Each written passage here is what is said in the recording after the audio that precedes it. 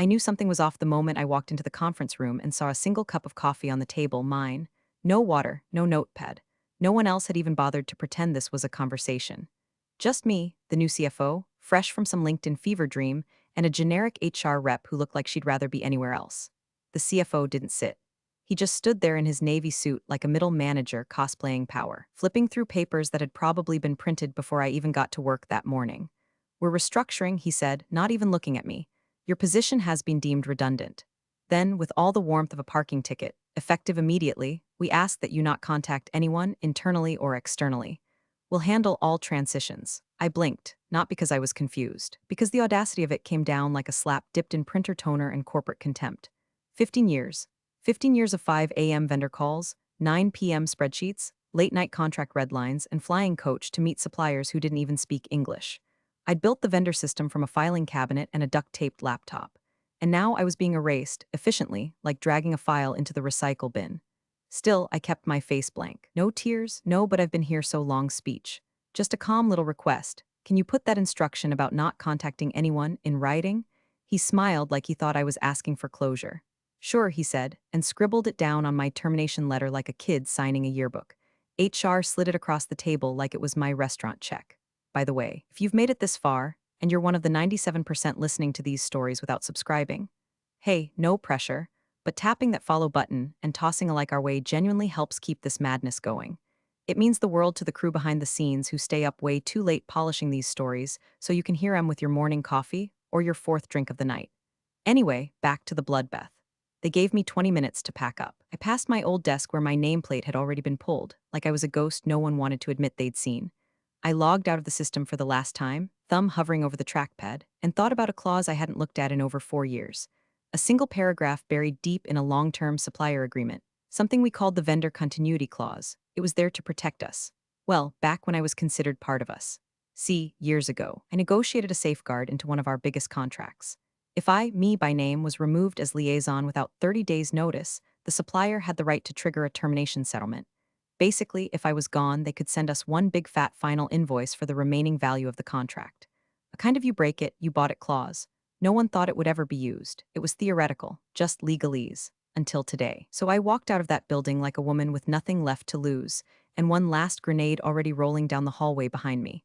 I didn't cry. Not because I wasn't angry, or gutted, or, God help me, humiliated. I just didn't want to give HR the satisfaction of noting it in my file.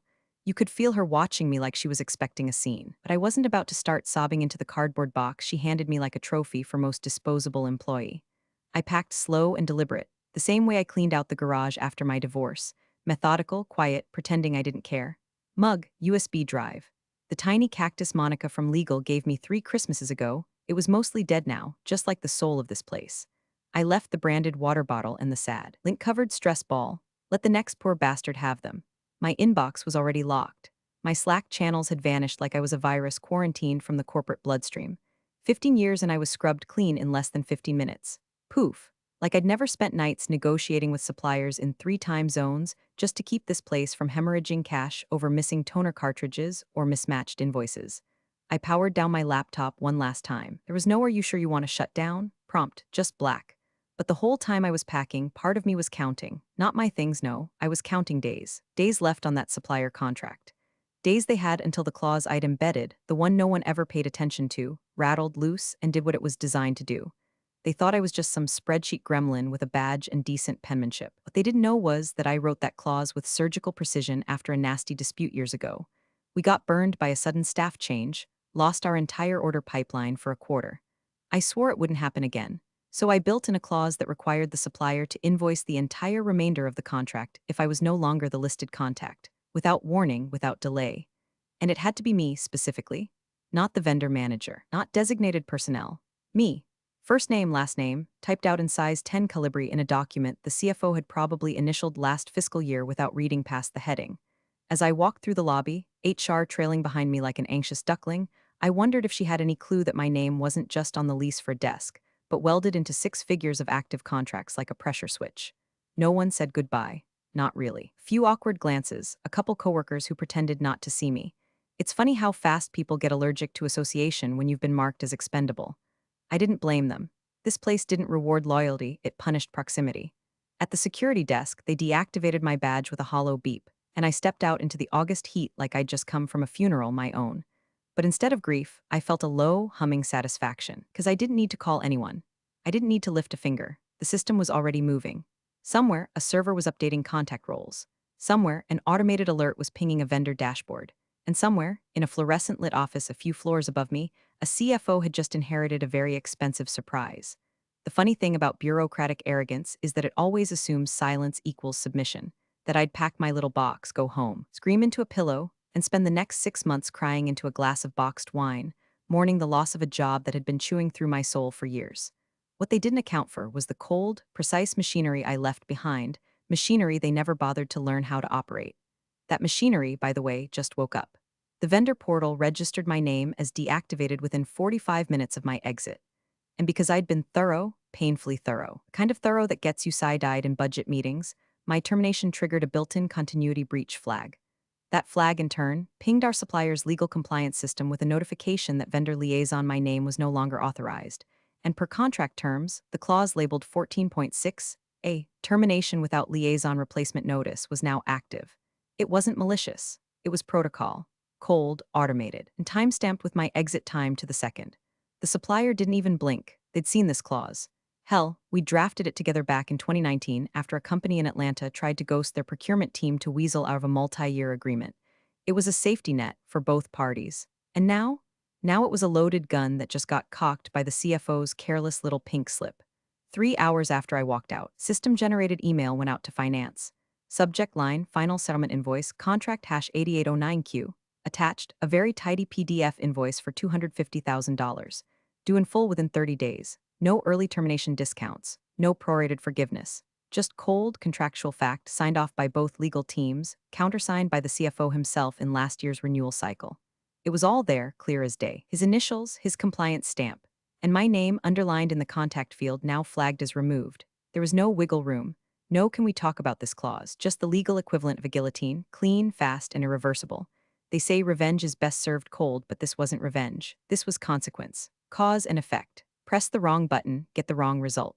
Like microwaving metal and acting surprised when sparks fly. I didn't do anything except leave. I was at home, sitting in the kitchen, eating leftover pad thai straight out of the container when the invoice landed in their inbox. I didn't even know the exact moment it hit. But I did know the supplier's protocol. They would have followed the checklist like gospel. Trigger alert, verify removal, escalate to finance, execute invoice. Done. And somewhere across town, I imagined the CFO opening that PDF, expecting maybe a final reconciliation, maybe some hand-holding. Instead, he got a legal wrecking ball in Helvetica bold. I like to think he stared at it for a while, trying to blink it into something smaller, something less real. But there's no fantasy small enough to shrink a $250,000 invoice that bears your signature and my name in bold at the top. The real punchline? The clause had been reviewed during last year's risk audit. He'd skimmed it, nodded, and moved on because, quote, if it hasn't been triggered in 4 years, it won't be now. Oops. It started like all corporate chaos does, quietly. The kind of quiet that feels like the air pressure just dropped in the building. People start lowering their voices in the kitchen. Teams cancel their weekly syncs with no explanation. Slack channels go dark for hours, like someone pulled the plug on morale itself. I got the first whisper from Morgan, who used to sit across from me in the vendor ops bullpen. We weren't close, we bonded over caffeine dependency and mutual hatred of the breakroom fridge, but she knew me well enough to send a message that wouldn't leave a digital trail. Off the record, her text read, but he's losing it. Something big landed on his desk. Budget's frozen. He's been in his office for 2 days, door shut, lights off. I didn't reply. Not because I didn't want to, but because I remembered what he'd written in that smirking little final order. Do not contact anyone, internally or externally. Fine by me. I wasn't about to break the most expensive rule he'd ever written. But oh, did I savor it, because I knew exactly what something big meant. I could practically see it, him sitting in his fancy ergonomic chair, necktie loosened like it might choke him on its own, staring at the line item no one could explain. One line, one number, $250,000 and 0 cents final settlement triggered clause 14.6a, and the best part? There was no one to blame but himself. Rumors started spreading fast. Morgan said travel budgets were slashed overnight. A company-wide directive went out that all Q4 discretionary spending was on hold pending reforecasting, translation, panic mode. No new office chairs, no catered lunches, no more branded pens with inspirational quotes that no one wanted in the first place. The kind of tightening that doesn't happen unless someone upstairs just got blindsided, and hard. Legal, apparently, had gone full bunker mode. People who hadn't seen the inside of a conference room in months were now being pulled into urgent meetings labeled vendor exposure review. The phrase retroactive compliance audit started surfacing like mold in a flooded basement. And still, no one had officially acknowledged I was gone. That's what got me. They didn't send out the usual canned farewell email. No, we thank my name for her many years of service bull. They just deleted me like a bad formula in an Excel sheet and hoped the data would recalibrate on its own. Spoiler, it didn't. See, the thing about institutional knowledge is it doesn't live in handbooks. It lives in the heads of people who remember why that invoice field exists, or which vendor needs a phone call before you send the PO. You rip them out without a plan, and you're not just cutting fat, you're slicing through arteries. By Friday, another text from Morgan. We had 3 escalations this morning. 2 vendors said they don't know who to talk to. He snapped at a director in front of everyone. I think he's legit scared. I believed it, because he finally realized this wasn't a glitch. It wasn't a misunderstanding. It was a contract. His contract that he approved, that I executed, and that he triggered by thinking I was disposable. And all I did was exactly what I was told. I didn't contact anyone, didn't lift a finger. Just sat in my kitchen, refilling my coffee, watching this all play out like a soap opera I used to star in, but now got to binge from the comfort of my couch. It arrived at 9:02 a.m. on a Wednesday. Not with a bang, not with a scream, just a polite little chime in someone's Outlook inbox. Subject: Contract #8809Q final settlement due to liaison removal from Accounts Receivable, Shoreline Systems Inc. Attachment: Invoice 8809Q final PDF, no red flags in the subject line. No dramatic font. Just a quiet payload carrying a $250,000 truth bomb. Supplier's email was a masterclass in passive professionalism. Per clause 14.6A of the active agreement, this is the final settlement invoice triggered by the removal of the designated liaison my name, with no written notice of replacement as required. Payment due within 30 days. No further discussion anticipated unless non-payment occurs. Thank you for your continued partnership. That last line, chef's kiss. It practically radiated not our problem. The finance team, bless them, probably spent a solid hour assuming it was some kind of billing error. Maybe a duplicate invoice. Maybe a joke. But when they pulled the contract and scrolled to page 17, they found the clause, my clause, nestled between vendor dispute escalation and payment terms. Legal got looped in by lunchtime. From what I was told, they held a short internal call where everyone slowly realized, in real time, that yes, it was real. Yes, it was enforceable. And yes, the clause had been reapproved just 10 months ago during the company-wide compliance update. Not only had it passed legal's desk, but it had also landed on one particular desk for final sign-off. CFO, name redacted approval signature, white heavy check mark date, last year's renewal period, and that was the part that really sent me.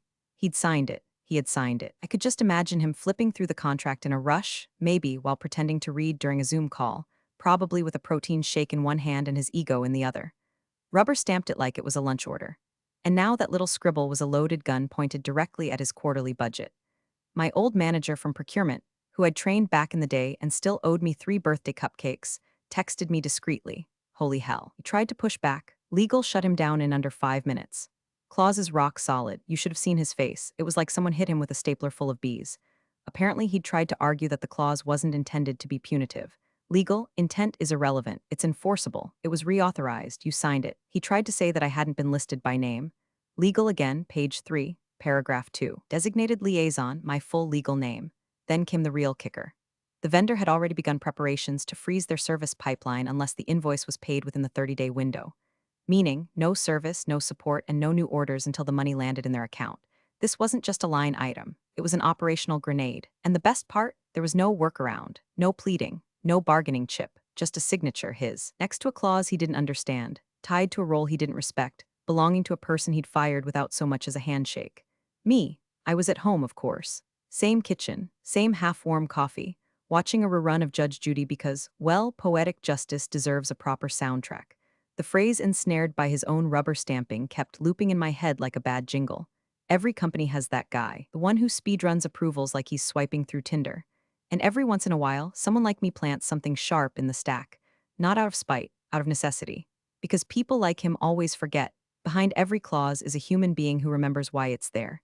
And I remember everything. They called it a vendor risk alignment session, which is corporate code for oh shit. We're bleeding money and someone needs to get crucified before the board finds out. Invitations went out with high-importance flags and 0 agendas, just a Zoom link and a start time no one dared miss. The emergency meeting was set for Thursday morning, 10 o'clock sharp. Every director, every VP, Every manager with a budget over $5,000 was expected to attend. People who hadn't seen daylight in months were polishing their webcams and double-checking their lighting like it was their last rites. One of my former teammates even texted, "We were told to show up like we're walking into a Senate hearing." By then, the invoice had gone full viral inside the company. Not officially, of course, but you can only send an email with 6 zeros to that many people before screenshots start circulating like gossip at a Thanksgiving table. Someone forwarded it to a Slack thread titled "Well, that's not ideal," and allegedly someone else printed it out and stuck it on the break room fridge with a magnet shaped like a crying cat. And the question on everyone's lips? Why the hell weren't we told she was gone? It wasn't just the invoice anymore. It was the silence, the abrupt vanishing act, no farewell email, no baton passing. Just one day I was there, handling 6 vendor pipelines, and the next, poof. No liaison, no explanation. The cracks started forming fast. One marketing manager asked why they hadn't been notified about the change in vendor routing. They'd been waiting on an invoice review that only I had access to. Another director flagged that I still had sole admin credentials to the logistics tracking portal. A third finally realized the escalation tree still listed me as the top contact, and no one had updated it. And every time someone asked the CFO why he hadn't announced my departure, he gave some vague handwave about streamlining operations and transitions being handled internally. Except they weren't. Not even close. From what Morgan told me, she was on mute in the meeting, ears wide open. The CFO tried to paint the whole situation as a contractual ambiguity that had somehow triggered an unexpected invoice. He kept saying things like inherited process misalignments and legacy contacts, like I was some ghost from the past haunting his spreadsheet. But then someone from legal spoke up. A quiet guy named Darren, who wears beige polos like their armor and reads every contract like it's sacred scripture. Darren cleared his throat and dropped the hammer. There's no ambiguity. Clause 14.6a is explicit. The liaison was removed without notice, and that triggered an agreed-upon final settlement. The CFO signed that contract during the last compliance cycle. Boom, dead silence. Someone even muted themselves mid-coffee sip so the slurp wouldn't ruin the moment. After that, it unraveled fast. One exec asked point-blank if this was the first time the CFO had reviewed the clause. Another wanted to know why, if it was so harmless, no transition protocol had been enacted. And then came the fatal blow. Someone in HR sheepishly admitted that they hadn't even known I'd been terminated until the badge deactivation request came through post-firing. Translation: the CFO had ghost-fired me. No process. No transition plan. No coverage. Just a pink slip and a shrug.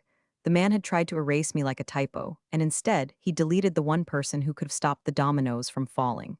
Back at home, I was refreshing my coffee, watching it all unfold through a network of whispered texts and gleeful ex-coworkers who were leaking intel like cracked pipes. They said he looked tired, sweaty, like he'd aged 10 years in one morning. His voice had lost that fake confidence and started to wobble, like a middle schooler caught forging a parent's signature. Because now, the room wasn't asking if there was a problem. They were asking why no one saw it coming. And worse, why no one had been told I was gone until the walls were already caving in. The power player was cornered. The storm was already inside the house. They say real power doesn't shout, it whispers. And in that boardroom, when the CEO finally spoke, it was so quiet you could hear the air conditioning rattle through the ceiling tiles like it was trying to flee. Who approved this? 4 words. Calm, slow, even polite. But that tone, it'd wait. Like a judge asking, "You know why you're here?" The kind of question that doesn't want an answer, it wants a confession. The CFO, now 2 shades paler than copy paper, tried to sit taller in his chair. Failed. He shifted, cleared his throat, tugged at his collar like it had suddenly shrunk. It's an inherited clause," he stammered. "A legacy term from prior vendor relationships. Standard language we didn't anticipate would ever be activated." Murmurs buzzed along the table like a short circuit. You could feel the board bristling. These were people who'd watched millions rise and fall on phrasing inside footnotes. Standard language didn't mean safe. It meant you didn't read it. The CEO leaned forward, elbows on the table, fingers steepled. "You're saying this invoice," he tapped the printed copy someone had slid in front of him earlier, "was triggered by language you approved without review?" CFO flinched. It had been previously vetted by names. The CEO interrupted, still quiet. "Still lethal, I want names." That was the moment the oxygen left the room. The legal counsel shifted in his seat. The head of compliance raised an eyebrow. Everyone else, stone still. They weren't breathing, they were witnessing. The CFO's mouth opened, then closed. He glanced toward the GC like maybe she'd bail him out. She didn't move. Just looked at him the way one might look at a raccoon trapped in a vending machine. And the CFO made his fatal mistake. He tried deflection. "Well, the clause had already existed for several years," he said, suddenly adopting that patronizing tone executives use when they realize they're cornered. "It predates my tenure. Honestly, this feels more like a procedural misstep than a strategic one. Had the appropriate transition notice been issued by the previous, who removed the liaison without notifying the vendor?" the CEO snapped. Still calm. Still cold, not the legal framework, not the policy trail. Who gave that instruction? This time the CFO didn't answer, because he couldn't. Because the truth was this: no one else was in that room when he looked me in the eye and said, "You're redundant." No one else told me not to contact anyone.